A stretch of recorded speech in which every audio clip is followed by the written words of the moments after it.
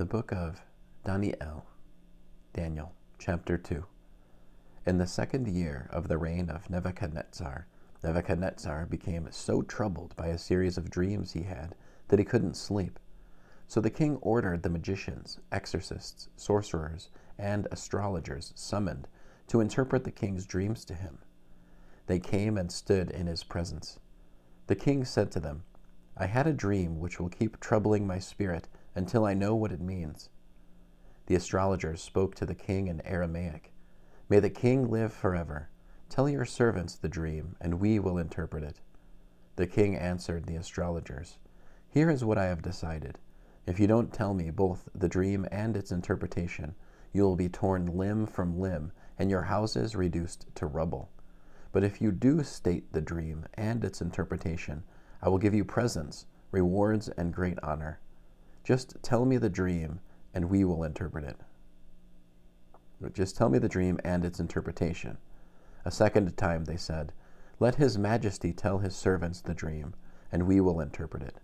The king replied, "I see you're only trying to gain time, because you see that I've decided that if you don't tell me the dream, there is only one sentence passed on all of you.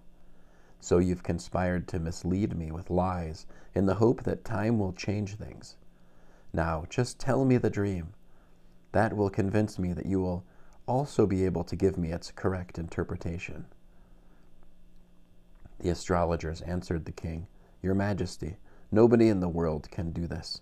Never has a king, no matter how great and powerful, asked such a thing of any magician or exorcist or astrologer. The king is asking a difficult thing.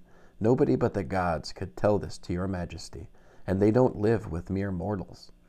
At this, the king flew into a rage and ordered all the sages of Bavel put to death. When the decree was published that the sages were to be slain, they sought Dani'el and his companions in order to have them put to death. Then, choosing his words carefully, Dani'el consulted Arioch, captain of the royal guard, who had already gone out to kill the sages of Bavel. He said to Arioch, "Since you are the king's official, let me ask, why has the king issued such a harsh decree?" Arioch explained the matter to Dani'el.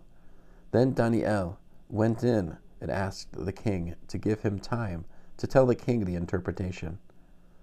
Dani'el went home and made the matter known to Hananiah, Mishael, and Azariah, his companions, so that they could ask the God of heaven for mercy concerning the secret, and thus save Dani'el and his companions from dying along with the other sages of Bavel. Then the secret was revealed to Dani'el in a vision at night, and Dani'el blessed the God of heaven in these words: "Blessed be the name of God, from eternity past to eternity future. For wisdom and power are his alone. He brings the changes of seasons and times. He installs and deposes kings. He gives wisdom to the wise and knowledge to those with discernment. He reveals deep and secret things. He knows what lies in the darkness, and light dwells with him.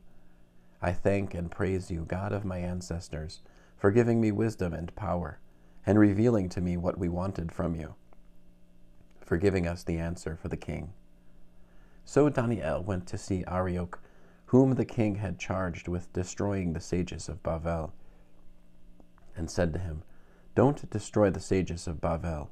Bring me before the king, and I will give the king the interpretation."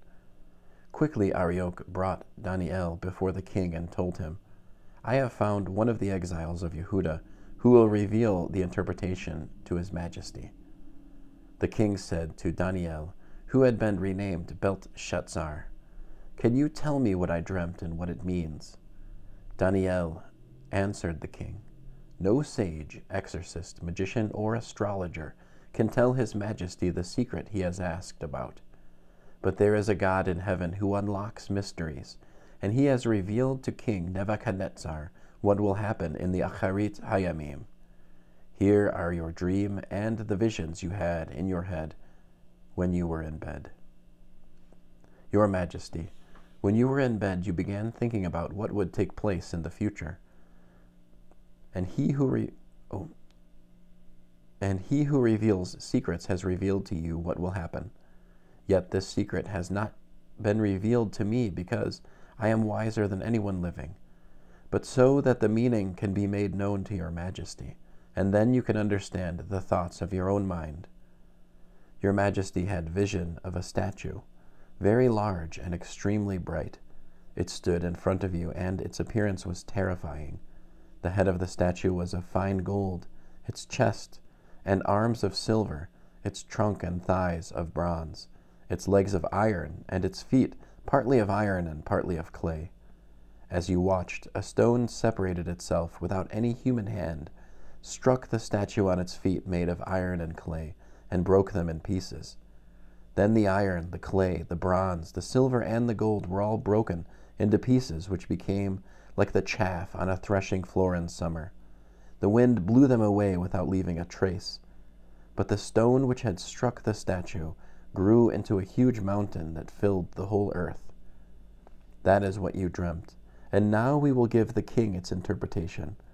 Your majesty, King of kings, to whom the God of heaven has given the kingdom, the power, the strength, and the glory, so that wherever people, wild animals, or birds in the air live, he has handed them over to you and enabled you to rule them all. You are the head of gold. But after you, another kingdom will rise, inferior to you, then a third kingdom of bronze, which will rule the whole world. The fourth kingdom will be as strong as iron. Iron can break anything into pieces, pulverize it, and crush it.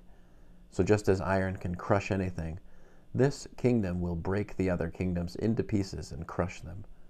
Finally, you saw the feet and toes made partly of pottery clay and partly of iron. This will be a divided kingdom, yet it will have some of the firmness of iron, since you saw the iron mixed with clay from the ground. Just as the toes of the feet were part iron and part clay, this kingdom will be partly strong and partly brittle. You saw the iron mixed with clay. That means that they will cement their alliances by intermarriages, but they won't stick together any more than iron blends with clay. In the days of those kings, the God of heaven will establish a kingdom that will never be destroyed, and that kingdom will not pass into the hands of another people. It will break to pieces and consume all those kingdoms, but it itself will stand forever. Like the stone you saw, which, without human hands, separated itself from the mountain and broke to pieces the iron, the bronze, the clay, the silver, and the gold. The great God has revealed to the king what will come about in the future.